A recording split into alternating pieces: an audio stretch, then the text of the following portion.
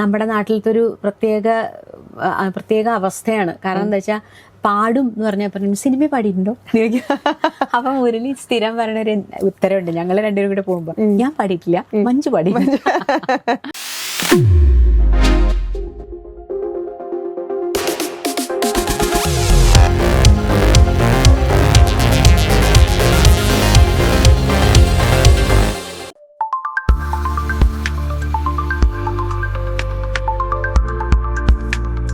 ഭയങ്കര പേടിയാ, സത്യസന്ധമായിട്ട് പറയല്ലോ.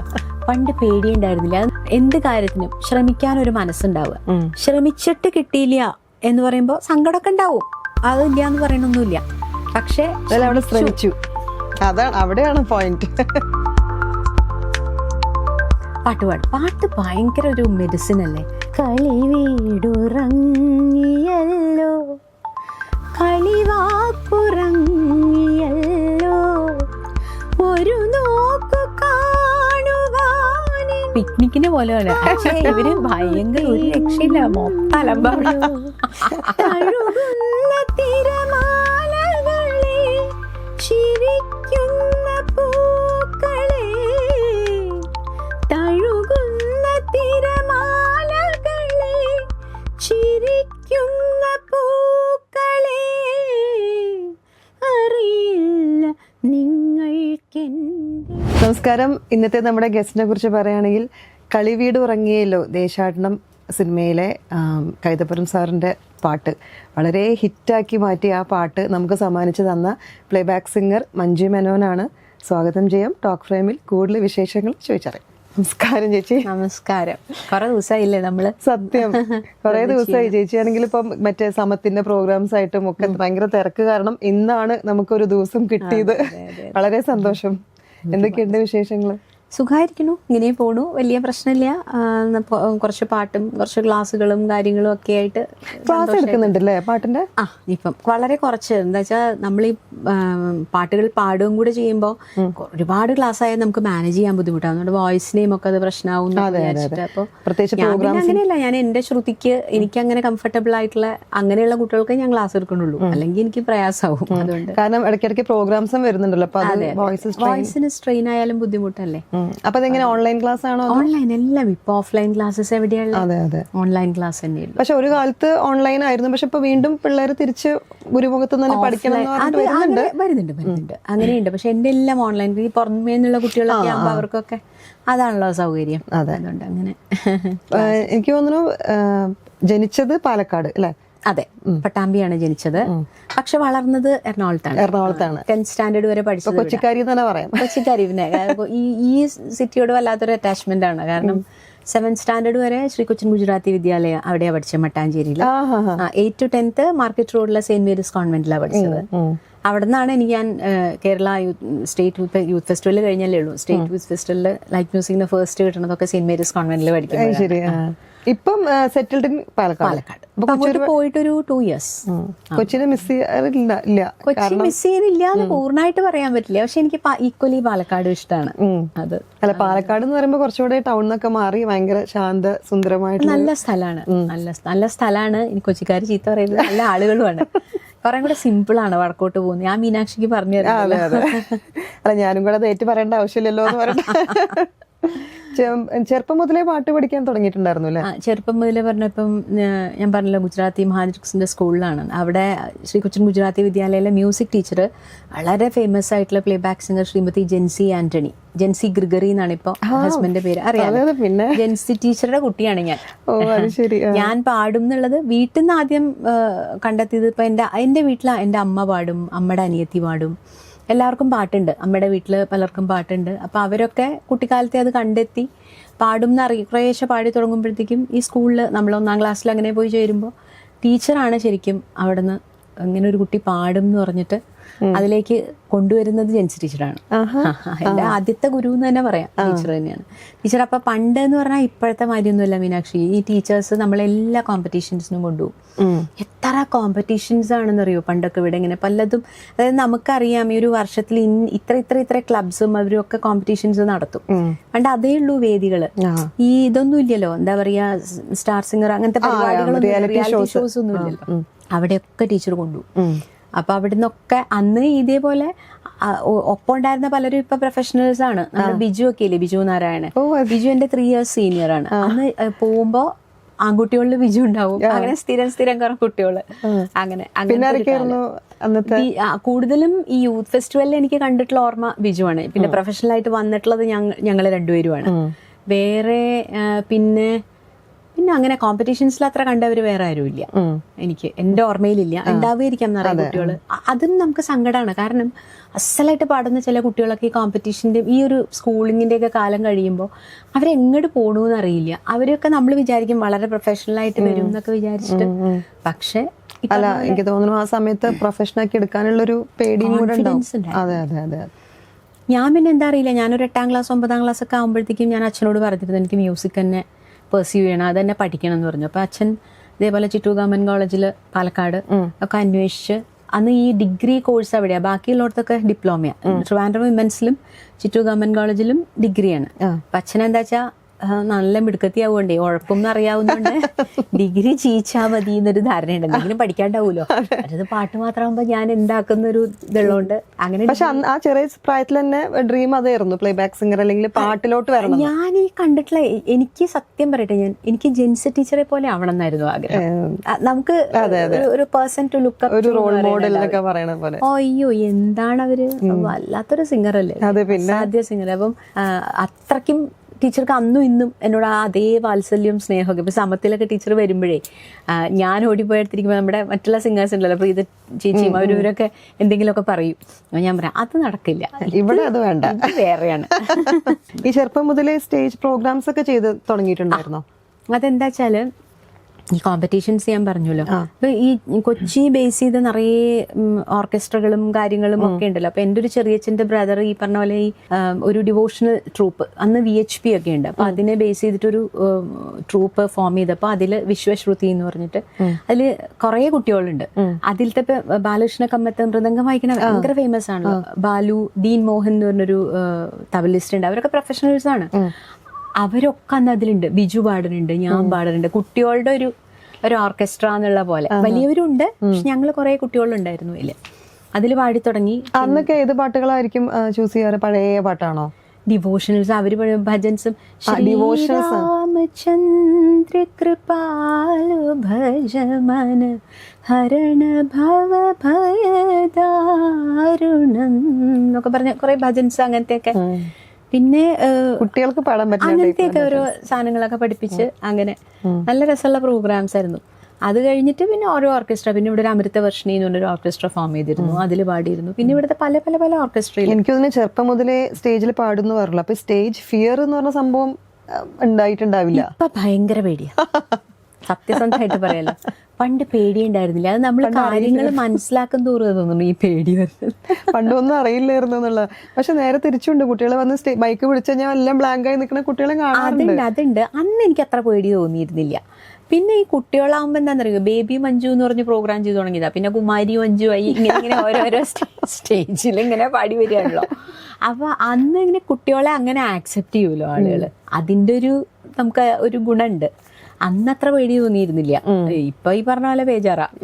ഇപ്പൊ ആൾക്കാർ കൂടുന്നോറും അല്ലെ, ക്രൗഡ് കൂടുന്നോറും. പിന്നെ അത് മാത്രല്ല മീനാക്ഷി, സ്റ്റേജ് പെർഫോമൻസ് എന്ന് പറഞ്ഞാൽ പണ്ട് ഇതുപോലെ അല്ലല്ലോ. ഇത് ഇപ്പൊ എന്തും മൊബൈലിൽ എടുത്തു, അവിടെ ഇട്ടു, ഇവിടെ ഇട്ടു, അങ്ങനെ ചെയ്തു, ഇങ്ങനെ ചെയ്തു.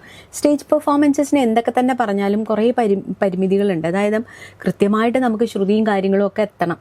നമ്മുടെ ശരീരത്തിന്റെ അവസ്ഥകൾ ശരിയായിരിക്കണം. എല്ലാ ഫാക്ടേഴ്സും ഒത്തു വരുമ്പോഴായിരിക്കും ചിലപ്പോൾ നമ്മൾ ഒരു ഔട്ട്സ്റ്റാൻഡിംഗ് ആയിട്ടുള്ള ഒരു പെർഫോമൻസ് നമുക്ക് കൊടുക്കാൻ പറ്റും.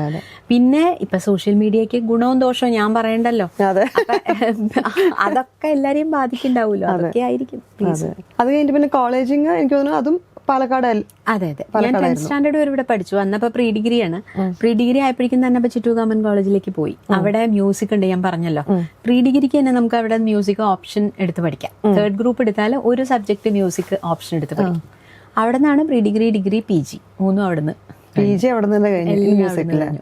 പക്ഷെ PG പറഞ്ഞ പോലെ ആ വർഷം എനിക്ക് എക്സാം എഴുതാൻ പറ്റിയില്ല. അന്ന് ദാസങ്ങളുടെ ഒപ്പം, യേശുദാസ് സാറിന്റെ ഒപ്പം ദുബായിക്ക് പ്രോഗ്രാമിന് പോയിരിക്കുന്നു. പിന്നെയാണ് ഞാൻ എക്സാം എഴുതി. PG ചെയ്യുന്ന സമയത്ത് പരീക്ഷ ആ വർഷം, ആ പരീക്ഷ കാലത്ത്.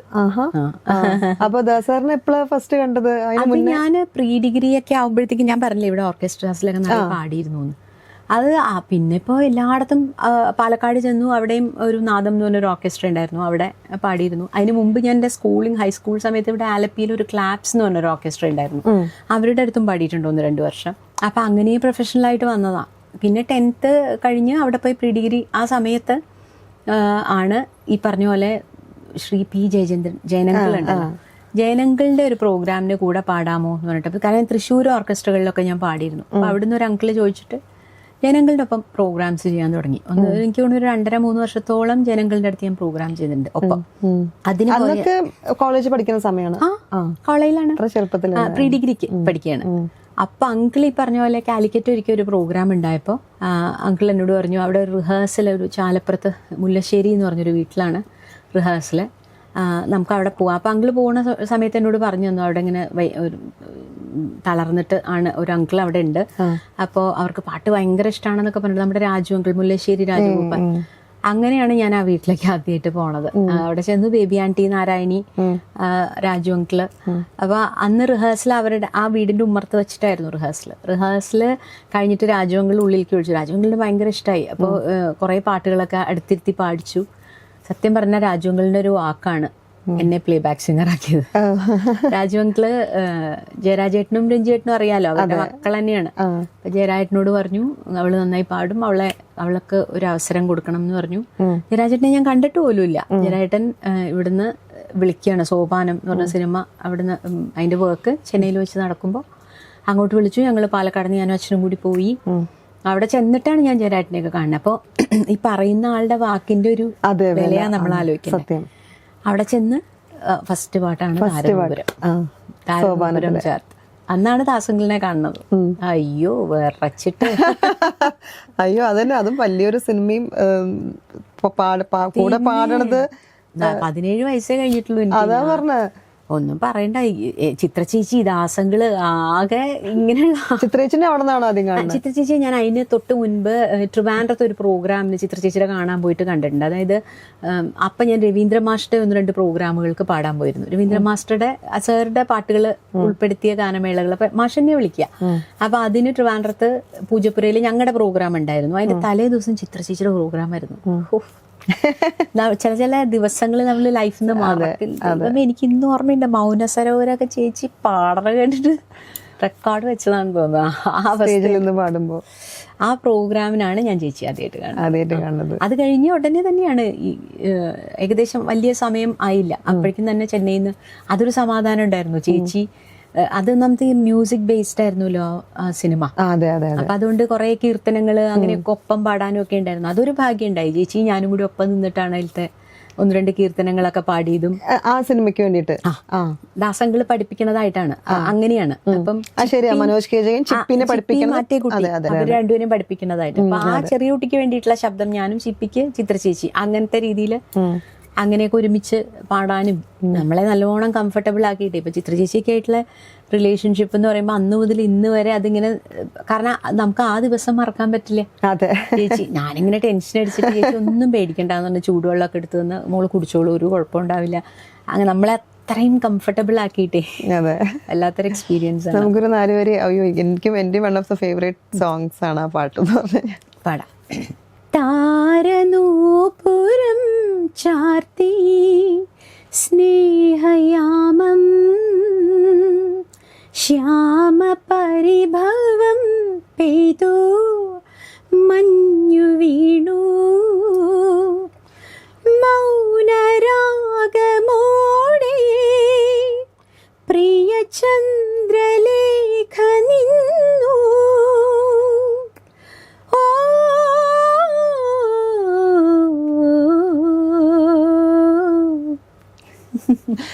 നേരത്തെ പറയണ്ടായി ബോയ്സിന് എന്തോ അസുഖം, പനി വന്നിട്ട്, പക്ഷെ നല്ല പനിയായിരുന്നു, തീരെ മനസ്സിലാവണില്ല. അപ്പൊ ഈ സ്ട്രെസ് ഒക്കെ വരുമ്പോ അതിനെ ഓവർകം ചെയ്യണം എങ്ങനെയാണ്? പാട്ട് പാടുവോ? പാട്ട് ഭയങ്കര ഒരു മെഡിസിൻ അല്ലേ. എനിക്ക് എപ്പോഴും തോന്നാറുണ്ട്, ഇപ്പൊ ലൈഫിൽ തന്നെ നമുക്ക് എല്ലാവർക്കും ഉണ്ടാവുമല്ലോ പ്രശ്നങ്ങൾ പല രീതിയിൽ. അപ്പോൾ നമ്മളൊക്കെയും കടന്നു പോകുന്ന കുറേ ഘട്ടങ്ങളുണ്ടാവും. അതൊക്കെ എന്നെ സ്മൂത്തായിട്ട് ഇപ്പുറത്തേക്ക് എത്തിച്ചിട്ടുണ്ടെങ്കിൽ അതിന് ഈ പാട്ട് ഭയങ്കര റീസണാണ്. പിന്നെ 2 പില്ലേഴ്സ് വീട്ടിലുണ്ട്, മുരളി മേനനും ഭദ്രാ മേനനും ഭർത്താവും മോളും. ഇപ്പൊ ചേട്ടനെ കുറിച്ച് പറയണത് തന്നെ ചേട്ടൻ അത്യാവശ്യം പാട്ട് പാടും അല്ലേ? ചേട്ടൻ നന്നായിട്ട് പാടും. പ്രൊഫഷണൽ സിംഗർ തന്നെയാണ്. പുള്ളി പക്ഷെ ഫിലിംസിൽ പാടിയിട്ടില്ല. നമ്മുടെ നാട്ടിലത്തെ ഒരു പ്രത്യേക അവസ്ഥയാണ്. കാരണം എന്താ വെച്ചാൽ പാടും എന്ന് പറഞ്ഞാൽ സിനിമ പാടിയിട്ടുണ്ടോ അപ്പൊ മുരളി സ്ഥിരം പറയുന്ന ഒരു ഉത്തരവുണ്ട് ഞങ്ങൾ രണ്ടുപേരും കൂടെ പോകുമ്പോ, ഞാൻ പാടിയിട്ടില്ല, മഞ്ജു പാടി. അപ്പൊ അതാണ് ഒരു അളവ് കോൽ. അപ്പൊ നിങ്ങളുടെ വീട്ടിലും എനിക്ക് തോന്നുന്നു എപ്പോഴും ഒരു മ്യൂസിക് റിലേറ്റഡ് ആയിട്ടുള്ള ടോപ്പിക്സ് ആയിരിക്കും കൂടുതലും സംസാരിക്കുന്നുണ്ട്. എല്ലാം ഞങ്ങൾ മൂന്നുപേരും എന്താ ഈ പറഞ്ഞ പോലെ ചായ ചർച്ച കുറച്ച് കൂടുതലാണ് അവിടെ.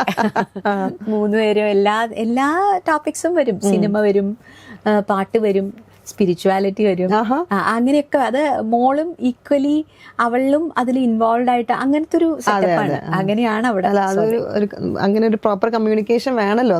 വേണം. പിന്നെ പിന്നെന്താ വെച്ചാൽ ഇപ്പൊ വലിയ കുട്ടിയായില്ലോ. MSc കഴിഞ്ഞു. MSc കഴിയണു. മാർച്ചിൽ MSc സൈക്കോളജിയാണ് അവളുടെ സബ്ജക്ട്. സൈക്കോളജി ആകുമ്പോൾ സ്ട്രെസ് റിലേറ്റഡ് കുറെ ടിപ്സ് ഒക്കെ കിട്ടി കാണുമല്ലോ. അത് ഇപ്പൊ എന്റെ ആളവളാ. എന്താണ് ടിപ്പ് പറയാറ്?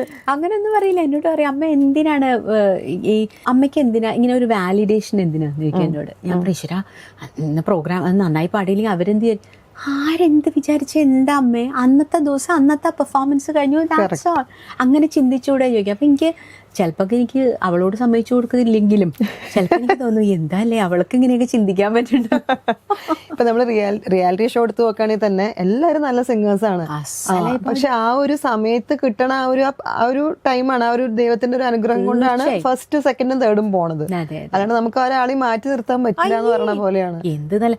അതുപോലെ തന്നെ ഇപ്പൊ റിയാലിറ്റി ഷോയില് സീയില് ജൂറി ആയിട്ട് ഞാൻ പോയിരുന്നു ഒരു വർഷം. അപ്പൊ എനിക്ക് തോന്നിയിട്ടുള്ള ഒരു കാര്യമുണ്ട്, നമ്മൾ എക്സ്പെക്ട് ചെയ്യുന്ന ഒരു കുട്ടി ആയിക്കൊള്ളണമെന്നില്ല കയറി വരിക.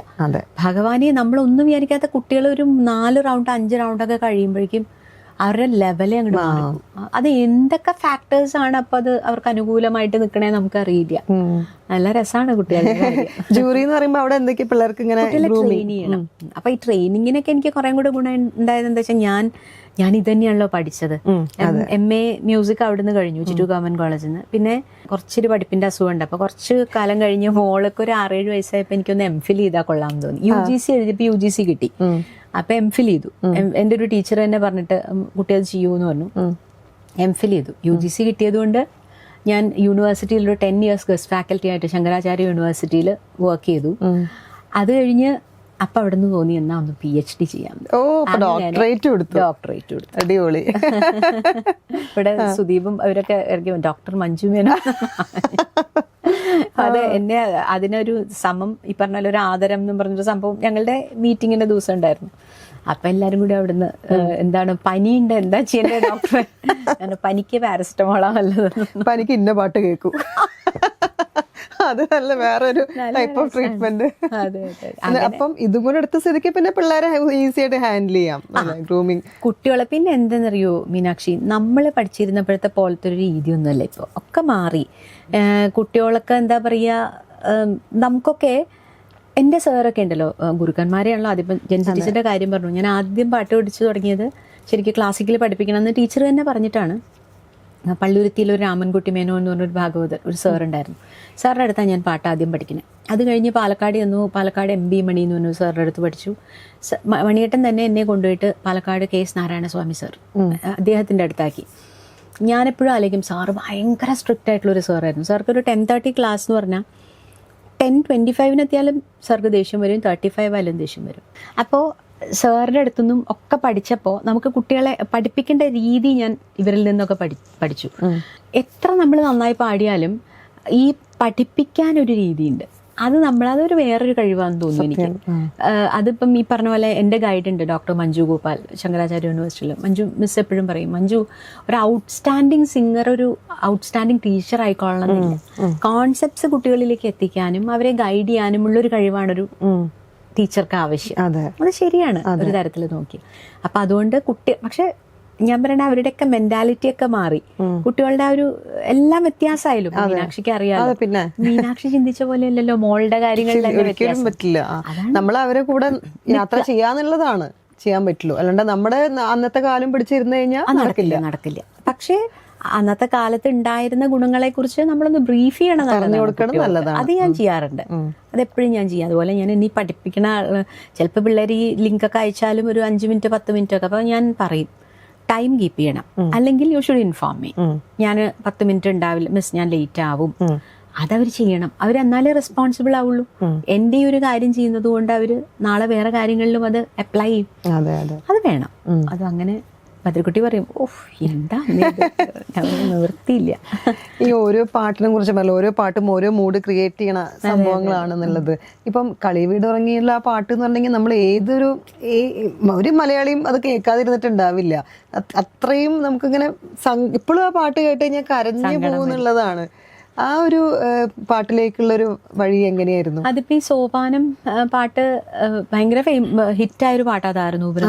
അന്ന് പിന്നെ ഈ കത്തുകളാണല്ലോ, ഞാനിങ്ങനെ ഇത്ര കെട്ടുകണക്കിന് കത്ത് വീട്ടിൽ ഇപ്പോഴും ഉണ്ടാവും, ചിലപ്പോൾ വീട്ടിൽ എവിടെയെങ്കിലും എടുത്തു വെച്ചത് എനിക്ക് ഓർമ്മയുണ്ട്. ഈ വാരികയിലൊരു ഇന്റർവ്യൂ വന്നപ്പോൾ അതിൽ അഡ്രസ്സ് കൊടുത്തിട്ട് പിന്നെ ഇങ്ങനെ കത്തുകൾ വരും. എല്ലാവരും ഭയങ്കര ഇഷ്ടമായി, നമുക്ക് ഭയങ്കര സന്തോഷം. ആദ്യമായിട്ടല്ലേ ഈ ഫാൻ മെയിൽസ് ഒക്കെ നമ്മൾ കാണുന്നത്. അപ്പോൾ അത് കഴിഞ്ഞ് പിന്നെ ഞാൻ പ്രീ ഡിഗ്രി കഴിഞ്ഞു ഡിഗ്രിക്ക് ജോയിൻ ചെയ്തു ചിറ്റൂർ കോളേജിൽ തന്നെ. എൻ്റെ പഠിപ്പുമായിട്ട് പോകുമ്പോഴാണ് ഡിഗ്രി സെക്കൻഡ് ഇയർ പഠിക്കുമ്പോഴാണ് ദേശാടനം വരണത്. അപ്പോൾ അത് ഇതേപോലെ പെട്ടെന്ന് വിളിച്ചപ്പോൾ അങ്കിൾ ഇങ്ങനെ ഇൻഫോം ചെയ്തപ്പോൾ ഞാൻ എൻ്റെ ഒരു കസിൻ്റെ വീട്ടിലാണ്. അവിടെ നിന്നൊക്കെ കെട്ടിപ്പൊക്കി സ്റ്റുഡിയോയിലെത്തിയിട്ട് അവിടെ ഇങ്ങനെ റെക്കോർഡിങ്ങിന് ഇരിക്കുമ്പോൾ അപ്പോൾ ഞാൻ കൈതപ്രങ്കിളായിട്ട് എനിക്ക് നല്ല പ്രോഗ്രാം. അപ്പോൾ അങ്കിളാണ് ഈ ദേശാടനത്തിന് ഇങ്ങനെ ചെല്ലാൻ പറഞ്ഞ് വിളിച്ചു. അവിടെ വന്നിട്ട് ഈ വർക്ക് ഇങ്ങനെ നടക്കുന്നുണ്ട്. അപ്പം ഞാൻ ഇടയ്ക്കിടയ്ക്ക് ഇത് സിനിമയാണോ എന്ന് എനിക്കൊരു സംശയം. എന്താ വെച്ചാൽ നമ്മുടെ വിചാരം ചെന്നൈയിൽ മാത്രമേ സിനിമ നടക്കുള്ളൂ എന്നാ, വിവരമില്ലല്ലോ. അപ്പം ഞാൻ ഒരു പ്രാവശ്യം അങ്കിളിനോട് അങ്കിൾ ഇത് സിനിമയാണോ അങ്കിളെ ചോദിച്ചു.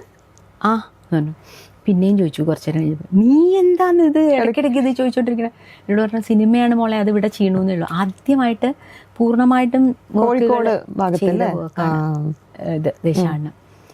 ശരിക്കും പറഞ്ഞാൽ എത്രയോ വർഷങ്ങൾക്ക് ശേഷം ഏറ്റവും അധികം ആൽബംസ് വിറ്റുപോയ ഒരു സിനിമയാണ് ദേശാടനം.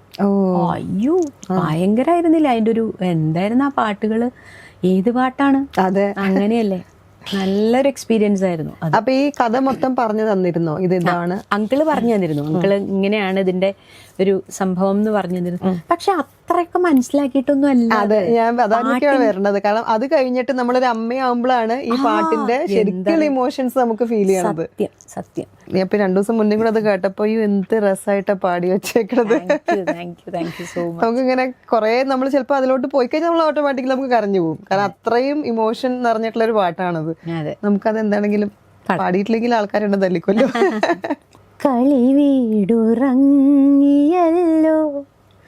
കളിവാക്കുറങ്ങിയല്ലോ, ഒരു നോക്കു കാണുവാനിൻ ആത്മാവ് തേങ്ങുന്നല്ലോ, തഴുകുന്ന തിരമാലകളെ, ചിരിക്കുന്ന പൂക്കളെ, തഴുകുന്ന തിരമാലകളെ, ചിരിക്കുന്ന പൂക്കളെ, അറിയില്ല നിങ്ങൾക്കെൻ്റെ അടങ്ങാത്ത ജന്മദുഃഖം, കളി വീടുറങ്ങിയല്ലോ, കളിവാക്കുറങ്ങിയല്ലോ. സീൻസാണ് മനസ്സിൽ ഓടി വരുന്നത്. ഇപ്പൊ എനിക്ക് തോന്നുന്നു 2026 അല്ല 96 ആണെന്നാണ് എൻ്റെ ഒരു ഓർമ്മ. ദേശാടനം 30 years ആയില്ലേ? അതാണ് പ്രായം അറിയും ആൾക്കാർ, അവിടെയാണ് പ്രശ്നം. ഡിഗ്രി സെക്കൻഡ് ഇയർ എന്ന് പറയുകയും ചെയ്തു. അതൊന്നും കൂടെ ക്ലിയർ. ഇപ്പൊ എന്താ വെച്ചാ ഇതിലത്തെ ഈ ഒരു പാട്ട് മാത്രമല്ല, ഇതിൽ കുറെ രസകരമായിട്ടുള്ള അനുഭവം എന്താ വെച്ചാല്, നാവാമുകുന്ദ ഹരേ, നാവാമുകുന്ദ ഹരേ, ഗോപാലക പാഹി മുകുന്ദ ഹരേ,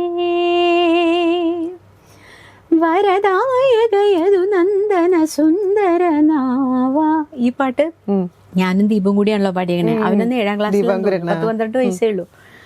അയ്യോ എന്റെ ദൈവമേ, ചിരിച്ച് മതിയായി. അവന് ചെറിയ കുട്ടിയല്ലേ, അങ്കിളിന് നല്ല ദേഷ്യമാണേ. പെട്ടെന്ന് ദേഷ്യം വരും അങ്കിളിന്. എനിക്ക് ചീത്ത കേട്ടിട്ടില്ല കേട്ടോ. അപ്പൊ അങ്കിളിന് ദേഷ്യം വരിക, പെട്ടെന്ന് പാടിക്കൂടെ എന്നൊക്കെ പറഞ്ഞ് ചീത്ത പറച്ചിലും. അവസാനം ആന്റി എന്നോട് പറഞ്ഞു, മഞ്ജു താൻ എന്തെങ്കിലും ഒന്ന് ചെയ്യുക, കാരണം ഇതൊന്ന് പാടിയെടുക്കണ്ടേ. ഇവന് സങ്കടം വരും, അങ്കിള് ചീത്ത പറയുമ്പോ കരയും. അവസാനം ഞാൻ അങ്കിളിനോട് പറഞ്ഞു, അങ്കിൾ ഞാൻ പാടിക്കാവനെ, അങ്കിള് വരണ്ടാന്ന് പറഞ്ഞു. അങ്കിളിനെ മാറ്റി നിർത്തി ഞാൻ ഇരുന്ന്, മോനെ അത് അങ്ങനെയല്ല, അങ്ങനെ എങ്ങനെയെന്ന് പറഞ്ഞിട്ട് ദീപു പാടി രസം പാട്ട് പഠിച്ചു അവൻ. റെക്കോർഡിങ്ങിന് കുട്ടികൾ പാടുമ്പോ നമുക്ക് കംഫർട്ടബിൾ ആക്കിയില്ലെങ്കിൽ ഇപ്പൊ വലിയ ആളായില്ലേ മ്യൂസിക് ഡയറക്ടറൊക്കെ ആയിട്ട്. ഇപ്പൊ കളിവീട് ഇറങ്ങിയില്ല അതിലത്തെ ഹമ്മിങ് തന്നെ എന്തൊരു രസമാണ്. അത് അങ്കിള് നല്ല സ്വാതന്ത്ര്യം തരും കേട്ടോ, ഇഷ്ടമുള്ള പോലെ പാടാൻ പറഞ്ഞ് അങ്ങനെ പാടിയതാ.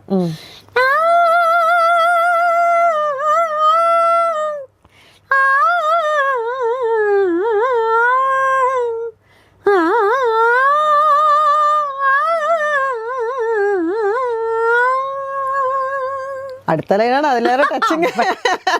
താരാട്ട് പാടി ഉള്ള സംഭവത്തില് ഉറങ്ങാറുള്ളൂ ഞാൻ, പൊന്നുമ്മ നൽകിയാലേ ഉണരാറുള്ളൂ, കഥയൊന്നു കേട്ടാലേ ഉണ്ണാറുള്ളൂ, എന്റെ കൈവിരൽ തുമ്പ് പിടിച്ചേ നടക്കാറുള്ളൂ, അവൻ നടക്കാറുള്ളൂ. എനിക്ക് തോന്നുന്നത് ചേച്ചിക്ക് തന്നെ ഇടറുണ്ട്. വല്ലാത്തൊരു പാട്ട്, വല്ലാത്ത പാട്ടാണ്. ഇതിപ്പോ അത് കഴിഞ്ഞിട്ട് മോളുണ്ടായ സമയത്ത് ഈ പാട്ട് പാടുമ്പോൾ ഇമോഷൻസ് വേറെ ആയിരുന്നുണ്ടാവില്ലേ? ശരിക്കും അത് നമ്മൾ കുറച്ചും കൂടെ അത് സിനിമ കണ്ടിട്ടോ മനുഷ്യന്റെ അവസ്ഥ. അതെ അതെ, പാട്ടും കൂടെ ഒക്കെ വരുമ്പോണ്ടല്ലോ എല്ലാം കൊണ്ടും ഭയങ്കര യാത്രയായി. ആ പാട്ട് കേൾക്കും ദാസങ്ങള് പാടിയത്, ദാസങ്ങളുടെ ശബ്ദത്തിലും കൂടെ വരുമ്പോ പറയാം അതൊക്കെ എന്താ പാട്ടുകള്. അത് മാത്രല്ല അതില് അന്ന് എനിക്ക് അറിയില്ലായിരുന്നു, 1-2 കൂടി പാടിയിരുന്നു അതിലത്. നന്മയേഴുന്നൊരു പെണ്ണിനെ വേൾക്കാനായി നാഥനെഴുന്നള്ളും നേരത്തിങ്കൽ ഭൂതങ്ങളെ കൊണ്ടകമ്പടി കൂട്ടിട്ട് കാളേ മേലേറി നമ ശിവായ. ഇങ്ങനെ ഇതൊക്കെ ഇത് ശരിക്കും ട്രഡീഷണൽ അത്രേ, എനിക്കതറിയില്ല. പിന്നെ നീലക്കാർമുകിൽ വർണ്ണനന്നേരം, നീലക്കാർമുകിൽ വർണ്ണനന്നേരം, അതിലൊരു പെൺകുട്ടി ഉണ്ടല്ലോ, അവൾക്ക് വേണ്ടിയാണ് പാടിയിട്ടുള്ളത്. അത് അവള് വീട്ടിൽ നാമം ജപിക്കണതായിട്ട് ചെയ്യണതാണ് ഇത് രണ്ടും. അതൊക്കെ അങ്ങനെ 4 ദേശാടനത്തില് പാടിയിരുന്നത്. ഈ പാട്ട് ഇറങ്ങിയപ്പോൾ ഉള്ളൊരു ആൾക്കാരുടെ അയ്യോ അത് ഭയങ്കര ഒരു ആക്സെപ്റ്റൻസ് അന്നും ഇന്നും അത് പറയാതെ വയ്യ. കാരണം നമുക്ക്, ഞാൻ മീനാക്ഷിയോട് ഞാൻ പറഞ്ഞില്ല, ഞാൻ ഒരുപാട് സിനിമകളിൽ പാടിയ ആളല്ല. കുറച്ച് പാട്ടുകൾ ബൈ ഗോഡ്സ് ഗ്രേസ് മലയാളികൾ എന്നും ഓർത്തിരിക്കുന്ന കുറച്ച് പാട്ടുകൾ പാടാൻ പറ്റിയ ഒരു ഗായികയാണ്. അതാണ് എന്നെ സസ്റ്റെയിൻ ചെയ്യുന്നത്. ക്വാണ്ടിറ്റിയിലല്ലോ കാര്യം, ക്വാളിറ്റിയിലാണ്. ഡെഫിനറ്റ്ലി. താരനൂപുരം, കളിവീടുറങ്ങിയല്ലോ, നവാമുകുന്ദഹരെ, പിന്നെ സന്തതം സുമശ്വരൻ, ആറാന്തമ്പുരാനിൽ, ഇതെല്ലാം അങ്ങനത്തെ പാട്ടുകള് അത് പാടാൻ പറ്റി എന്നുള്ളതാണ് എൻ്റെ ഒരു. കാരണം നമ്മളിപ്പോ പല കുട്ടികളെയും കാണിച്ചാൽ ഒരുപാട് സിനിമകളിൽ പാടിയിട്ടുണ്ട്, ആളുകൾക്ക് അവരുടെ പാട്ടുകൾ ഐഡന്റിഫൈ ചെയ്യാൻ പറ്റില്ല, ശബ്ദം ഐഡന്റിഫൈ ചെയ്യാൻ പറ്റില്ല എന്ന് പറഞ്ഞാൽ അതിൽ വലിയ കാര്യം ഉണ്ടെന്ന് എനിക്ക് തോന്നാറില്ല. വലിയൊരു ദൈവാനുഗ്രഹമാണ്. അത്രയൊന്നുമല്ല, ഏതൊരു അമ്മയുടെയും ഇഷ്ടമുള്ളൊരു പാട്ടായിട്ട് അല്ലേ നമ്മൾ ശ്രദ്ധിച്ചാൽ മനസ്സിലാവും. ഇപ്പൊ പണ്ട് പാട്ടുകൾ പോപ്പുലറൈസ് ആയിരുന്നതിന്റെ വലിയൊരു റീസൺ ഈ സ്റ്റേജ് പരിപാടികളും കൂടിയാ. അപ്പൊ സ്റ്റേജിൽ പാടാൻ പറ്റിയ പാട്ടുകൾ പെട്ടെന്ന് ആളുകളിലേക്ക് എത്തും, മനസ്സിലായില്ലേ? അപ്പൊ അതിൽ പെടുത്താവുന്ന ഇന്നും താരനൂപുരവും കളിവീടുറങ്ങിയാലും സ്റ്റേജിൽ പാടാവുന്ന, ഞാൻ എന്റെ ബാനർ പ്രോഗ്രാംസിനൊക്കെ ഇന്നും പാടാറുണ്ട് കളിവീടുറങ്ങിയാലും. അത് ഒഴിവാക്കി എനിക്ക് അല്ലെങ്കിൽ താരനൂപുരം പാടാറുണ്ട്. അപ്പൊ അതൊരു ഭാഗ്യാണ്.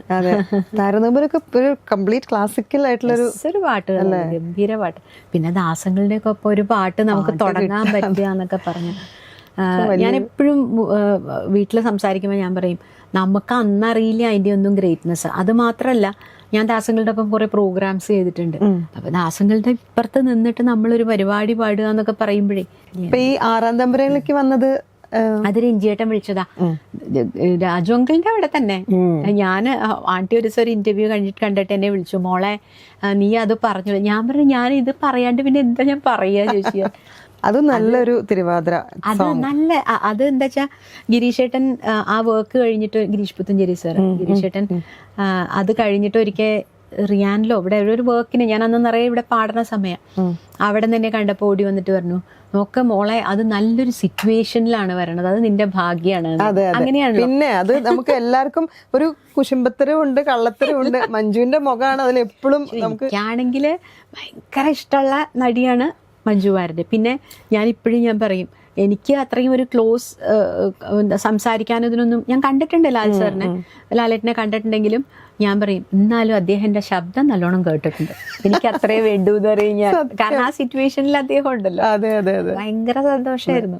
പിന്നെ അതുമല്ല, ആറാം തമ്പുരാൻ എന്ന് പറഞ്ഞ സിനിമയുടെ ഒരു വലിപ്പം ഇപ്പൊ നമുക്കറിയാലോ അത് എവിടെ ചെന്ന് നിൽക്കണു എന്നുള്ളത്.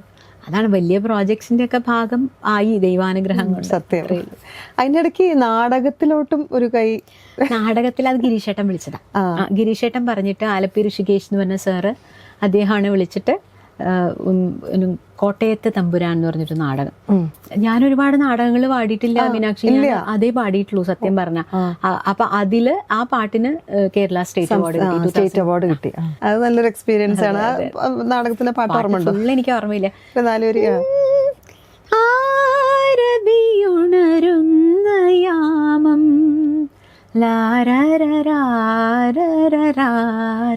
ഇങ്ങനെയാണ് അതിന്റെ ട്യൂണും ഇതും. കാരണം എന്താ വെച്ചാൽ ഇത് നമ്മൾ പാടണില്ലല്ലോ മീനാക്ഷി, അതാ മറന്നു പോണേ. ഇപ്പൊ ആൽബംസും ഒരുപാട് പാടിയിട്ടുണ്ട്, എല്ലാം ചോദിച്ചാൽ നമുക്ക് ഓർമ്മയില്ല. കളിവീടുറങ്ങിയാലും ഇതൊക്കെ നമ്മള് സിനിമയ്ക്ക് ഇപ്പോഴും വന്നുകൊണ്ടിരിക്കുകയാണല്ലോ. ഇപ്പൊ സോഷ്യൽ മീഡിയയിൽ എപ്പോഴും അത് വന്നുകൊണ്ട് നമുക്കത് എപ്പോഴും പിന്നെ പാട്ട് നമുക്ക് വന്നിട്ടില്ലെങ്കിലും നമ്മുടെ മനസ്സിൽ പതിഞ്ഞ പാട്ടുകളാണ്. ആൽബം സോങ്സ് എല്ലാ ഡിവോഷൻസും പാടിയിട്ടുണ്ട് അല്ലേ? കുറെ പാടിയിട്ടുണ്ട് ഞാൻ. ക്രിസ്ത്യൻ ഡിവോഷനിൽ ഒരുപാട് പാടിയിട്ടുണ്ട്. ഇവിടെ ഈ പള്ളികളിലൊക്കെ പാടുന്ന കുറെ പാട്ടുകള്, എരിയും മെഴുതിരി പോലെ ഹൃദയം ഉരുകും നേരം അരികിൽ വരേണേ സദയം തൊടേണേ സുഖമായിടും എൻ്റെ ഉള്ളം. ഈ പാട്ടൊക്കെ നിറയെ പള്ളികളിൽ പാടുന്നതാ. ദിവ്യ കാരുണ്യമായി എൻ്റെ ഉള്ളിൽ എന്ന് പറഞ്ഞൊരു പാട്ടുണ്ട്. കുറെ നല്ല പാട്ടുകൾ പാടിയിട്ടുണ്ട്. പിന്നെ ഫസ്റ്റ് പാടിയത് തരംഗിണിയുടെ തന്നെ ഒരു വർക്കിനാണ്. അത് നമ്മുടെ ജെൻസി ടീച്ചറുടെ ബ്രദർ ഉണ്ടല്ലോ, ഞാൻ ജേസൻ അങ്കിളിനെ വിളിക്കാം. ജേസൻ അങ്കിളിന്റെ പാട്ടാണ് ഞാൻ സത്യം പറഞ്ഞ ആദ്യമായിട്ട് പാടുന്നത്. അത് തരംഗിണിക്ക് വേണ്ടിയായിരുന്നു അത് വർക്ക്. നമുക്കത് അറിയില്ലായിരുന്നു. ജേസൻ അങ്കിളാണ് വിളിച്ചത്.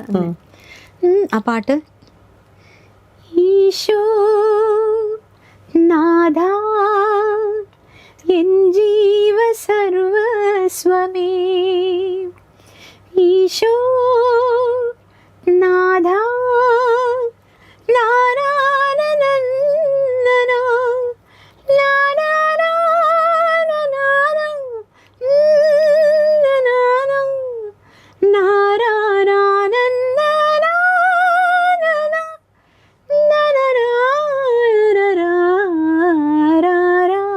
ഭയങ്കര രസ കോമ്പോസിഷൻ. അങ്കിൾ അസാധ്യ കമ്പോസർ ആണല്ലോ. നല്ല രസമുള്ള ഒരു പാട്ടും നല്ല പാട്ടാണ്. വരികൾ ഓർമ്മയില്ല എനിക്ക് കുറെ. അതൊക്കെ ഏകദേശം ഈ ഒരു അതിനൊക്കെ ഈ 10-30 വർഷമൊക്കെ മുമ്പത്തെ ആണെങ്കിൽ ഓക്കെ, അതാണ് നമുക്ക് ഈ ഓർമ്മ നിൽക്കുക. അത് മാത്രമല്ല സോഷ്യൽ മീഡിയയിലൊന്നും അത്ര ആക്റ്റീവ് അല്ലെങ്കിൽ നമുക്കത് വീണ്ടും കേൾക്കാനുള്ള ഒരു അവസരം കുറയുന്നതാണ്. സത്യമാണ് അല്ലെ? ഇപ്പൊ PR വർക്കും ഈ സിംഗേഴ്സും തമ്മിലുള്ള ഒരു ഇതെങ്ങനെയാണെന്ന് പറഞ്ഞിട്ടുണ്ടെങ്കിൽ അത് വളരെ ഇമ്പോർട്ടന്റ് ആണ് തോന്നിയിട്ടില്ലേ? വളരെ ഇമ്പോർട്ടന്റ് ആണ്. എനിക്ക് തീരെ ഇല്ല ആ സംഭവം. അത് വലിയൊരു കേമത്തായിട്ട് പറയല്ല മീനാക്ഷി. സത്യം പറഞ്ഞാൽ അറിയില്ല. വന്ന കാലത്ത് ഇതൊന്നും ഉണ്ടായിരുന്നില്ലല്ലോ. അതെ അതെ, അതാ പറയണേ, നമ്മൾ കാലത്തിനനുസരിച്ച് അപ്ഡേറ്റഡ് ആവണം കുട്ടി, അല്ലെങ്കിൽ വലിയ ബുദ്ധിമുട്ടാണ്. അതിന്റെ ഒരു പോരായ്മ എനിക്കുണ്ട്. ഇല്ല എന്ന് പറയുന്നില്ല. എന്നോട് എല്ലാവരും ചോദിക്കും, മഞ്ജു ഇപ്പോഴും നന്നായി പാടുന്നുണ്ടല്ലോ, എന്താ പാടും? ഞാൻ പറഞ്ഞിട്ടുണ്ട്. നമ്മൾ ചെയ്ത വർക്കും നമ്മൾ പറഞ്ഞ പോലെ ഇത്രയും ഡിവോഷണൽ സോങ്സ് ഒക്കെ പാടി അതൊക്കെ നമുക്ക് അപ്ഡേറ്റ് ചെയ്യണം. ഇപ്പൊ ഒരു ഭയങ്കര പോപ്പുലർ അല്ലേ നന്ദഗോവിന്ദം ഭജൻ. അവര് സ്ഥിരം പാടാറുണ്ട്. കണ്ടോ കിഴക്കേ നടക്കൽ എന്നൊരു പാട്ട് കേട്ടിട്ടുണ്ടോ? കണ്ടോ കിഴക്കേ നടക്കൽ മഞ്ജുളാലിന്നു ചാർത്തിച്ച മാല, പാഞ്ചാലി ചുറ്റിയ പൂഞ്ചേല പോലെയാം കണ്ണന്റെ മാറിലെ നിർമാല്യമാല. ആ പാട്ട് ഞാനും ജനങ്ങളുടെ കൂടെ ഞാൻ പാടിയ പാട്ടാ. ജയചന്ദ്രൻ സാർ കൈതപ്രങ്ങളുടെ വരികളും സംഗീതമാണ്. ഭയങ്കര പോപ്പുലർ ആ പാട്ട്. ഈ പറഞ്ഞ പോലെ ഇവരൊക്കെ പലരും ചെയ്തിട്ട് നമ്മൾ പക്ഷെ ഭയങ്കര സന്തോഷം തോന്നും കേട്ടോ. അല്ല അത് അവര് പാടുമ്പോ ഒന്നും കൂടെ ജനകീയമാവും. അതെ തീർച്ചയായിട്ടും അത് വലിയൊരു സന്തോഷമാണ്. ആക്റ്റീവ് ആവണമെന്ന് തോന്നി തുടങ്ങിയിട്ടുണ്ടോ? അത് ആക്റ്റീവ് ഞാൻ പാട്ട് പാടിയിടലുണ്ട്. ഇപ്പോൾ എൻ്റെ FB പേജിലൊക്കെ പോയാലൊക്കെ അറിയാം. അത് മാത്രം പോരാ, അതല്ലാത്ത എന്തൊക്കെയോ ഉണ്ട് തോന്നുന്നു. പക്ഷെ എനിക്കറിയില്ല അത്, ഞാൻ സത്യസന്ധമായിട്ട് പറയണത്. പണ്ട് ഈ കത്തുകൾ വരാന്ന് പറഞ്ഞല്ലോ, അതിലെന്തെങ്കിലും സ്പെഷ്യൽ ആയിട്ട് കത്ത് വല്ല ഓർമ്മ ഉണ്ടോ? എന്തെങ്കിലും വല്ല? ഒരുപാട് കത്തുകൾ അങ്ങനെ എനിക്ക് ഓർമ്മയില്ല. പക്ഷെ മറുപടി അയക്കാറുണ്ടോ? ചിലതിനൊക്കെ അയച്ചിട്ടുണ്ട്, അത്രേ ഉള്ളൂ. ഒരുപാട് വരുമ്പോ നമുക്കത് പണിയല്ലേ. ഞാനിവിടെ പറയേ, നമ്മളെ പോലുള്ളവരുടെയൊക്കെ കാര്യം എന്താ വെച്ചാൽ ഈ ചിത്രചേച്ചി സുജാച്ചിയും ദാസങ്ങളും ഒക്കെ ജനങ്ങളൊക്കെ എന്ത് ചെയ്യുണ്ടാവും എന്ന് ചോദിക്കില്ല. ദൈവമേ, അവർക്ക് വേറെ പണിയുണ്ട്. കാരണം വെച്ചാൽ അവരെല്ലാ ദിവസം പാടാൻ പോവണേ. പക്ഷെ ചിത്രചേച്ചിയുടെ കാര്യത്തിലൊക്കെ ആയാലും സുജാച്ചിയായാലും അവര് ഭയങ്കരമായിട്ട് ഈ ഫാൻ മെയിൽ, അവരെ ഫാൻസിനെ കാണുകയും ഇന്ററാക്ട് ഒക്കെ ചെയ്യണവരാട്ടോ അവരൊക്കെ. അത് വലിയൊരു ഈ കത്തിൽ മൊത്തം അപ്രിസിയേഷൻസ് ആണ്. അങ്ങനെ പ്രണയലേഖനങ്ങൾ അങ്ങനെ ഒന്നും വന്നിട്ടില്ല? പ്രണയലേഖനം ഇല്ലാന്ന് തോന്നുന്നു. അല്ല, ആ സമയത്ത് പ്രത്യേകിച്ച് കോളേജിൽ പഠിക്കുമ്പോഴാണ്.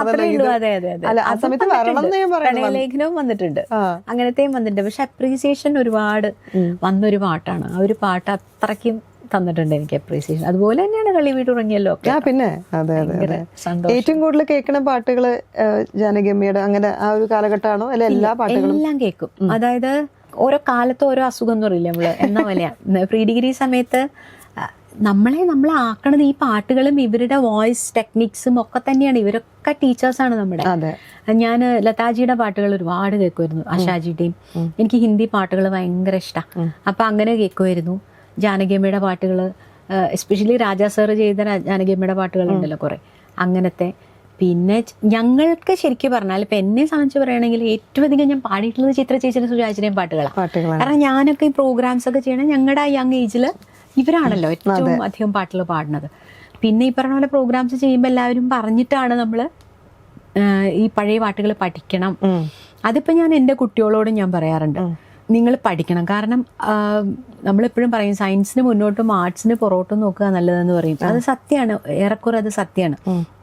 കാരണം അത്രയും വോളിയം ഇവരൊക്കെ ചെയ്തു വെച്ച് പോയിരിക്കുകയാണ്.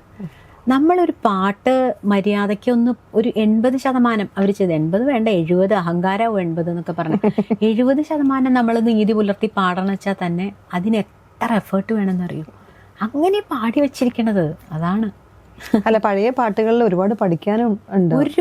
ഒരുപാട്. ഒന്നാമത്തെ മീനാക്ഷി, ഇപ്പം നമുക്ക് എന്തൊക്കെ സൗകര്യങ്ങളാണ്. നമ്മൾ റെക്കോർഡിങ്ങിന് ഓരോ വാക്കായിട്ട് അല്ലെങ്കിൽ ഓരോ വരിയായിട്ടൊക്കെ പാടിയെടുക്കാം. ഇത് ഇവരൊക്കെ ഇപ്പം ജെൻസി ടീച്ചർ പാടിയ പാട്ടില്ലേ,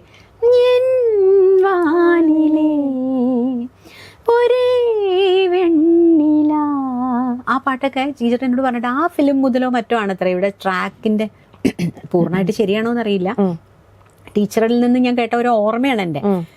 ട്രാക്കൊക്കെ വന്നു തുടങ്ങിയത് ആ ഒരു സമയത്ത് 80 ഒക്കെ വരെ. ഈ 80 വരെയൊക്കെ ഇവരൊക്കെ പാടിയ പാട്ടുകളൊക്കെ ഈ ഒറ്റ സ്ട്രെച്ചിൽ പാടും. അപ്പൊ ഒന്ന് ആലോചിച്ചു അവരുടെയൊക്കെ കഴിവ്. ഇപ്പോഴത്തെ സിംഗേഴ്സിന്റെ ഒക്കെ പാട്ടുകൾ കേൾക്കാറില്ല, അല്ലെങ്കിൽ ഇപ്പോഴത്തെ പുതിയ പാട്ടുകളൊക്കെ അസാധ്യമായിട്ട് പാടുന്നവരില്ലേ ഇപ്പൊ സിംഗേഴ്സ്. ശ്വേത എന്തൊരു നല്ല പാട്ടുകാരി കുട്ടിയാണ്. ശ്രേയ ഘോഷാൽ, ഈശ്വര എന്ത് പാട്ടുകാരിയല്ലേ. അങ്ങനെ ഒരുപാട് പേര് കേട്ടോ ഇപ്പോഴത്തെ പലരും. നമ്മുടെ മൃദുല, ഇപ്പൊ ഞാൻ നമ്മളുടെ ശേഷം വന്നവരെ പറയുകയാണ്, മഞ്ജരി, അവരൊക്കെ അങ്ങനെ ഒരുപാട്, രാജലക്ഷ്മി, കൊറേ പേരുണ്ടല്ലോ. അതെ, പറയാൻ തുടങ്ങുകയാണെങ്കിൽ ഒരുപാട് പേരുണ്ടല്ലോ. എനിക്ക് തോന്നുന്നത് സമം എന്ന് പറഞ്ഞ ഓർഗനൈസേഷൻ അത് വലിയൊരു അനുഗ്രഹമാണ്, ഇത്രയും പേര് ഒരുമിച്ച് കാണുക എന്ന് പറയണത്. ഭദ്രക്കുട്ടി പറയേ, അവള് കൂടെ വരുമ്പോ അവള് പറയും, അല്ല പിക്നിക്കിന് പോലെ പോലെ. പക്ഷേ ഇവര് ഭയങ്കര ഒരു രക്ഷയില്ല, മൊത്തം അലമ്പാണ്. ഭയങ്കര രസമാണ്. ഞങ്ങളുടെ ഇപ്പം ഈ ജനറൽ ബോഡി ഉണ്ടായിരുന്നു ഇവിടെ വെച്ചിട്ട്, പാലക്കാട് വെച്ചായിരുന്നു നടന്ന മാസങ്ങൾക്ക് മുൻപ്. അയ്യോ എന്തൊരു രസമായിരുന്നു അറിയാം. ഒരു ദിവസം നമുക്ക് തരുന്ന ഊർജം ചെറുതല്ല. പിന്നെ അവിടെ യാതൊരു കമ്പാരിസൺസ് ഇല്ല, ഒരു പൊളിറ്റിക്സ് ഇല്ല, എല്ലാവരും കൂടി ബഹളാക്കി. റീസെന്റ് ജയചന്ദ്രൻ സാറിന്റെ ഒരു ഞങ്ങൾ ചെയ്തുല്ലോ, തൃശ്ശൂർ വെച്ചിട്ട് നല്ല പ്രോഗ്രാം ആയിരുന്നു. സാധ്യത നല്ല റിവ്യൂ ആയിരുന്നു അതിനെ കുറിച്ചിട്ട്. എന്ത് രസമായിരുന്നു ആ പരിപാടി. ഒന്നാമത്തെ കാര്യം, ഒരു സംസാരം ഉണ്ടായിട്ടില്ല. വിദ്യാരമാഷ് വന്നിരുന്നു, ഔസേപ്പച്ചൻ സാർ വന്നിരുന്നു. അപ്പൊ അവര് വിളക്കൊക്കെ കൊളുത്തി അവര് രണ്ടുപേരും ഒന്ന് പറഞ്ഞു ജനങ്ങളുടെ കാര്യം എന്നല്ലാണ്ട് പിന്നെ ഒരു പ്രസംഗം ഇല്ല, 3 മണിക്കൂർ പാട്ട് മാത്രം. അപ്പൊ അതിന്റെ ഒരു ഭയങ്കര രസമായിട്ട്. നമുക്കിനി ഒരു ഹിന്ദി, ഇപ്പൊ നേരത്തെ പറഞ്ഞ പോലെ ഹിന്ദി പാട്ട് ഭയങ്കര ഇഷ്ടമാണ്, കൊച്ചു നാള് മുതലേ കേൾക്കും എന്നൊക്കെ പറഞ്ഞു. കൊച്ചിയിലായിരുന്നില്ലേ ഞാൻ പറഞ്ഞില്ല, അവിടെ ഒരു മിക്സ്ഡ് കൾച്ചറാണ്. മറാത്തീസും ഗുജറാത്തീസും മാവാഡീസ് അങ്ങനെ പല പല പല ആളുകൾ ഉള്ളതുകൊണ്ട് ഈ സ്കൂളിലും കുറെ നോർത്ത് ഇന്ത്യൻസ്, എനിക്ക് കുറെ ഫ്രണ്ട്സ് ഉണ്ടായിരുന്നു. അങ്ങനെ ഞങ്ങളുടെ നെയ്ബേഴ്സ് കുറെ പേര് നോർത്ത് ഇന്ത്യൻസ്. അപ്പൊ ഹിന്ദി കുട്ടിക്കാലത്തെ പഠിച്ചു. അപ്പൊ അതൊരു ഗുണമായിട്ട്, ആക്സെന്റ് വലിയൊരു വിഷയമാണല്ലോ ഹിന്ദി പാടുമ്പോ. അങ്ങനെ അതിലേക്ക് വന്നതാണ്. ഇഷ്ടമുള്ള ഒരു ഹിന്ദി പാട്ട്? അത് എളുപ്പല്ല സെലക്ട് ചെയ്യല്. സത്യം. ना जिया लागे ना तेरे बिना मेरा कहीं जिया लागे ना, ना जिया लागे ना तेरे बिना मेरा कहीं जिया लागे ना, ना जिया लागे ना.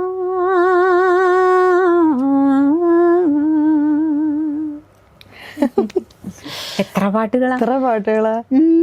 ഓ സജന ബർഖാ ബഹാറായി रस की फुहार लाई अखियों में प्यार लाई ओ सजना. എനിക്ക് ഒരുപാട് പാട്ടുകൾ ഇഷ്ടമാണ്, ഒരുപാട്. ഞാൻ പ്രോഗ്രാംസ് ചെയ്യാറുണ്ട്. എൻ്റെ ഒരു കസിൻ ഓർഗനൈസ് ചെയ്യുന്നൊരു പ്രോഗ്രാം ബോംബെയിൽ. ഇങ്ങനെ അവിടെ കുറേ ഈ തീം ബേസ്ഡ് പ്രോഗ്രാംസ് ഉണ്ടാവും. ലതാ റഫി ഡുവറ്റ്സ്, അല്ലെങ്കിൽ ഈ ഒരു കോൺസെപ്റ്റിനെ ബേസ് ചെയ്തിട്ടുള്ള നല്ല രസം അവിടുത്തെ പരിപാടികൾ. അങ്ങനത്തെ എനിക്ക് ഭയങ്കര ഇഷ്ടം. അപ്പം അതുമായി ബേസ് ചെയ്ത് ചിലപ്പോൾ ഒരു മ്യൂസിക് ഡയറക്ടർ ആയിരിക്കും, ചിലപ്പോൾ ഇന്നയാളുടെ ലിറിസിസ്റ്റിന്റെ പാട്ടുകൾ. അപ്പം അങ്ങനെ അവർ കാറ്റഗറൈസ് ചെയ്തിട്ട് അവിടെ ആ പ്രോഗ്രാംസ് ഞാൻ ചെയ്തിട്ടുണ്ട്. കുറേ എബ്രോഡിലൊക്കെ പോയിട്ടില്ല സ്റ്റേജ്? ഉണ്ട്. ദാസങ്ങളുടെ ഒപ്പം ഞാൻ പറഞ്ഞല്ലോ, ദുബൈയില് ദാസങ്ങളുടെ ഒപ്പം ഒരു പ്രോഗ്രാം ചെയ്തിട്ടുണ്ട്. അല്ലാതെ പോയിട്ടുണ്ട് ഞാൻ ഇത് എസ്പെഷ്യലി പറഞ്ഞു എന്നേ ഉള്ളൂ. അവിടെയൊക്കെ ചെയ്തിട്ടുണ്ട് നിറയെ പ്രോഗ്രാം. പാട്ടല്ലാണ്ട് വേറെ എന്തൊക്കെയാ ഹോബീസ് ഉള്ളത്? ഭക്ഷണം ഉണ്ടാക്കുക, കഴിക്കുക. അല്ല, ഭക്ഷണം ഉണ്ടാക്കുക എന്ന് പറയുന്നത് വലിയൊരു കഴിവ് തന്നെയാണ്. ഭക്ഷണം ഉണ്ടാക്കുന്ന പറയണേ ഞാൻ മോശമല്ലാത്തൊരു കുക്കാണെന്നാണ്. വരൂ കുട്ടി വരൂ. ഭക്ഷണം വേറെ ഇൻസ്ട്രുമെന്റ്സ് എങ്ങനെ? വീണ ഞങ്ങൾക്ക് സബ് വീണയായിരുന്നു ഡിഗ്രി ചെയ്യണ സമയത്ത്.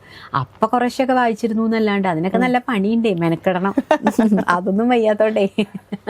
പഠിപ്പിസ്റ്റ് ആണെങ്കിലും ഇത് അറ്റ്ലീസ്റ്റ് പഠിപ്പിസ്റ്റ് എന്ന് പറയാൻ പറ്റില്ല, പക്ഷെ ഒരു അബവ് ആവറേജ് ആയിട്ട്, അല്ലെങ്കിൽ അബവ് ആവറേജ് ആയിട്ട് നിൽക്കുന്ന കുട്ടിയായിരുന്നു. ഇതിനും അങ്ങോട്ട് മോശമായിട്ടില്ല. പറയുമ്പോൾ എന്താ വെച്ചാൽ എൻ്റെ കംപ്ലീറ്റ് സ്റ്റഡീസിന്റെ ഒപ്പം ഞാൻ ഈ പ്രോഗ്രാമും ഉറക്കമുള്ളപ്പം യാത്രകളും ഇതെല്ലാം കൂടി ബാലൻസ് ചെയ്യുന്നത് അക്കാഡമിക്സിലാണെങ്കിലും ഡോക്ടറേറ്റ് ഒക്കെ എടുത്തു, പിന്നെ പെർഫോമൻസ് എല്ലാം കൂടി പണിയാണ്. അത് എനിക്ക് തോന്നണേ ഞാൻ കുട്ടിക്കാലത്ത് നിന്നേ അത് ശീലിച്ചു വന്നുകൊണ്ടായിരിക്കും. പതിരക്കുട്ടി മോളെപ്പോഴും പറയും, അമ്മ ഇങ്ങനെ മൾട്ടി ടാസ്കിങ് എനിക്ക് ആലോചിക്കാൻ പറ്റില്ല. അവൾക്ക് എങ്ങനെയാ വെച്ചാൽ അവൾ കാര്യങ്ങളൊക്കെ ചെയ്യുമെങ്കിലും ഒരെണ്ണത്തിലേക്ക് കോൺസെൻട്രേഷൻ കൂടുതലും. ചില കുട്ടികൾ അങ്ങനെയാണ്. ഞാനിത് ചെറുപ്പത്തിൽ അവള് വളർന്നതും നമ്മൾ വളർന്നതും തമ്മിലുള്ള വ്യത്യാസത്തിലായിരിക്കാം. പാട്ടല്ലായിരുന്നെങ്കിൽ വേറെന്താ ആവുമായിരുന്നുള്ള ചിന്ത എപ്പോഴേലും തോന്നിയിട്ടുണ്ടോ?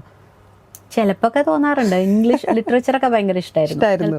ടീച്ചർ അധ്യാപിക എല്ലാവരും പറയാറുണ്ട് മഞ്ജുവിന് ഏറ്റവും നല്ലതാണെന്നല്ല, നഴ്സിംഗ് ആയിരുന്നു ഏറ്റവും നല്ലതെന്ന്. ഞാൻ ഭയങ്കരമായിട്ട് കംഫർട്ടബിൾ ആക്കും. ഒരാൾക്കൊരാവശ്യം വയ്യായൊക്കെ വന്നു കഴിഞ്ഞാലും നോക്കാനും, പിന്നെ എനിക്ക് അങ്ങനെ എന്തെങ്കിലും ചെയ്തു കൊടുക്കാൻ ഒരു അറപ്പ് അങ്ങനെയൊന്നും ഉള്ള ആളല്ല ഞാൻ. അപ്പൊ എൻ്റെ ഹസ്ബൻഡിന്റെ വീട്ടിലൊക്കെ എല്ലാവരും പറയുമായിരുന്നു മഞ്ജുവിന് അതായിരുന്നു നല്ലത് എന്ന് പറഞ്ഞാൽ അതും നല്ലതായിട്ട് ചെയ്യാൻ പറ്റുമായിരുന്നു. അത് പിന്നെ നമ്മുടെ ഒരു മൈൻഡ് സെറ്റ് ആണ്. അത് ഞാൻ പറയുന്നു. ഇപ്പൊ സ്പിരിച്വാലിറ്റി എന്ന് പറഞ്ഞല്ലോ, അപ്പൊ അതിലെന്തെങ്കിലും ഹീലിംഗ് എന്തെങ്കിലും പഠിച്ചിട്ടുണ്ടോ? ഇല്ല, അതിപ്പോ ഭയങ്കര ആഗ്രഹമായിട്ടിരിക്കുക. ഞാൻ അങ്ങനെ ഒന്നും ചെയ്തിട്ടില്ല. എനിക്ക് റേക്കിയോ അങ്ങനെ എന്തെങ്കിലും ഒക്കെ ഒന്ന് ചെയ്യണം എന്നൊരു മോഹം. അല്ല, ഇപ്പൊ ഈ നഴ്സിംഗ് അല്ലെങ്കിൽ ഇപ്പൊ അങ്ങനെ പറഞ്ഞല്ലോ സെർവിങ്, അല്ലെങ്കിൽ എനിക്ക് ഭയങ്കര കെയറിംഗ് ഭയങ്കര ഇഷ്ടമാണ്, അങ്ങനെയുള്ള ആൾക്കാർക്ക് പറ്റിയതാണ് ഹീലിംഗ് പരിപാടികൾ. ഹീലിംഗ് നോക്കണം. ജ്യോത്സ്ന അവളിപ്പോ എന്തൊക്കെയോ ചെയ്യാൻ തുടങ്ങിയിട്ടുണ്ട്. ഞാൻ എടുത്തിട്ടുണ്ട്, അതുകൊണ്ട് ഞാൻ ചോദിച്ചത്. ഞാൻ റേക്കിയും പ്രാണിക് ഹീലിംഗും ചെയ്തിട്ടുണ്ട്.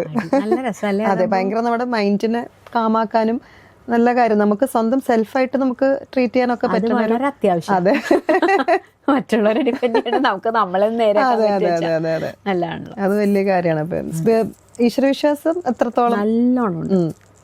നല്ല അടിയുറച്ച വിശ്വാസി, സംശയമൊന്നുമില്ല. ഓവറായാലും പ്രശ്നം അങ്ങനെയില്ല. അത് അന്ധവിശ്വാസങ്ങളിലേക്ക് പോവലില്ല, എങ്കിലും ആ ഒരു ശക്തി ഭയങ്കരമായിട്ട് നമ്മള് ഒരാൾക്ക് ഇപ്പൊ ഈ വിശ്വാസം ഇല്ലാത്തവരെ ഞാൻ അതിന് എതിര് പറയല്ല. കാരണം ഈശ്വര വിശ്വാസം ഇല്ലാത്ത വളരെ നല്ല ഫാമിലീസിനെ ഞാൻ കണ്ടിട്ടുണ്ട്. അതായത് സൊസൈറ്റിയിലേക്ക് നല്ലത് മാത്രം ചെയ്യണം, മറ്റുള്ളവരെ ദ്രോഹിക്കാണ്ട്. കുറെ ഈശ്വര വിശ്വാസം ഉണ്ടായിട്ട് മറ്റുള്ളവർക്ക് ദ്രോഹം ഉണ്ടാക്കുക വെച്ചാൽ ഒരു കാര്യമില്ല.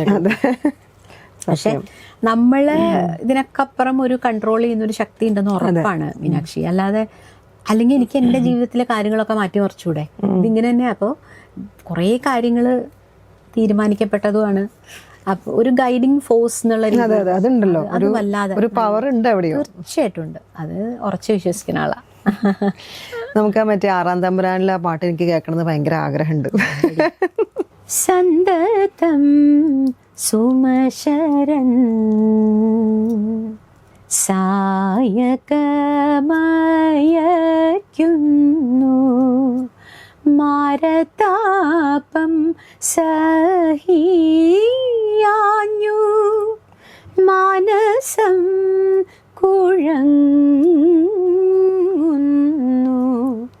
രാഗലോലൻ രമാകാന്തൻ എൻ മനോരഥമേറി രാസലീലാനി കുഞ്ചത്തിൽ വന്നു ചേരും നേരമായി. എനിക്ക് അതിന്റെ ഫാസ്റ്റ് സംഭവമാണ് ഓർമ്മ വരുന്നത്.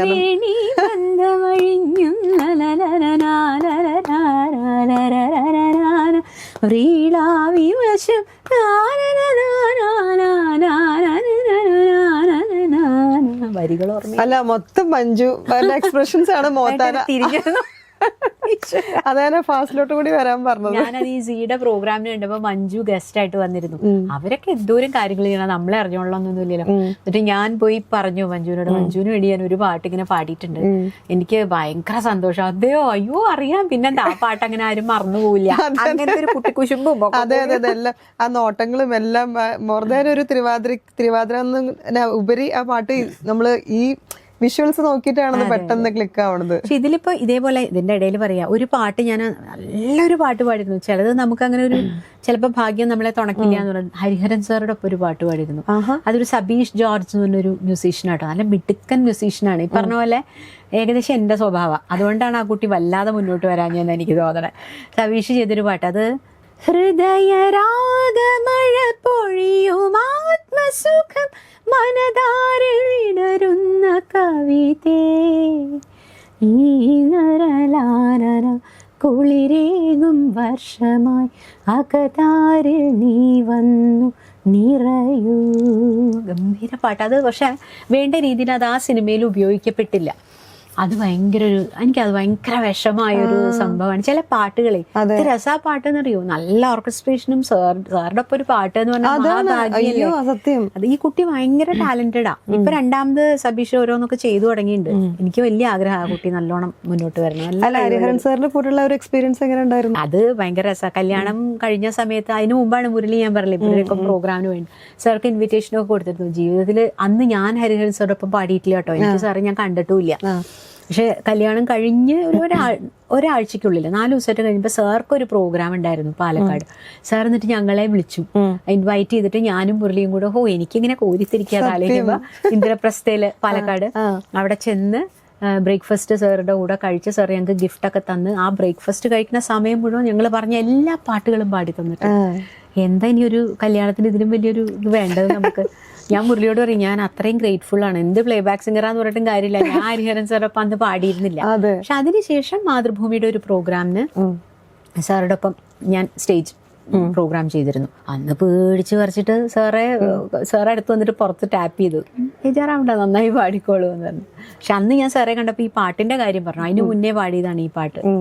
അപ്പൊ ഈ പാട്ട് വരാതെ സങ്കടം. നല്ല പാട്ടാണ് അത്. എല്ലാത്തിനും ഓരോ തലക്കുറി ഉണ്ടെന്ന് പറഞ്ഞ പോലെയാണ്. നമ്മൾ നല്ലതായിട്ട് വിചാരിക്കണതൊന്നും അക്സെപ്റ്റ് ചെയ്യാൻ. അതന്നെ, സിനിമ എപ്പോഴും അങ്ങനെയാണല്ലോ. ഒന്നും നമുക്ക് പ്രഡിക്റ്റബിളേ അല്ല കാര്യങ്ങൾ. സിനിമ എല്ലാം അങ്ങനെയൊക്കെ. അതെ അതെ അതെ. നമ്മളിപ്പം മലയാളം പാടി, ഹിന്ദി പാടി, എനിക്കൊരു തമിഴ് പാട്ടും കൂടി പാടണം എന്നുണ്ട്. തമിഴ്.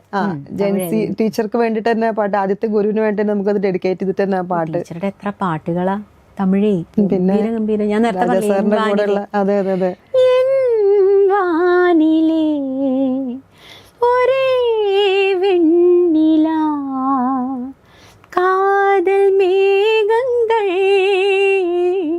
കവിതയിൽ ആനന ഊർവലം എൻ വാനിലേ ഒരേ വെണ്ണില. മറ്റേ പാട്ട് എനിക്ക് ഭയങ്കര ഇഷ്ടമാണ്. കാതലോവിയം പാടും കാവ്യം തേൻ സിന്തും പൂഞ്ചോலை நம் ராஜ்யம் என்றும் ஆனந்தம் பேரின்பம் தெய்வீகம் ஓ காதல் ஓவியம் പാടും കാവ്യം. എന്തല്ലേ രസാണ്. 70s എത്ര പാട്ടുകളാണെന്നറിയോ. ഇപ്പൊ ഇങ്ങനെ ചിലതൊക്കെ നമ്മൾ യൂട്യൂബിലൊക്കെ ചില പാട്ടുകൾ സജഷൻസ് ഒക്കെ വരുമ്പോ ശബ്ദം കേൾക്കുമ്പോ ഞാൻ പെട്ടെന്ന് ഐഡന്റിഫൈ ടീച്ചറല്ലേ.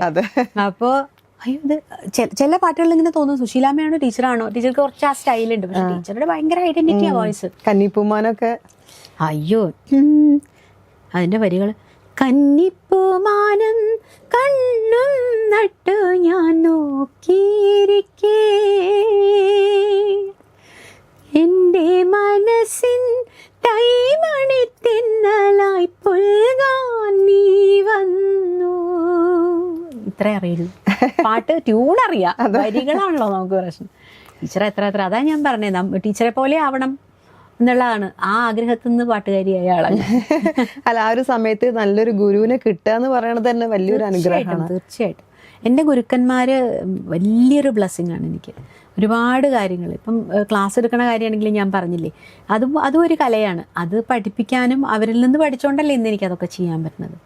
Four ever grateful. അച്ഛനമ്മമാരോടായാലും ഗുരുക്കന്മാരോടായാലും എല്ലാവരോടും, ഫ്രണ്ട്സ്, ഫാമിലി, എൻ്റെ ഹസ്ബൻഡ്, മോള്.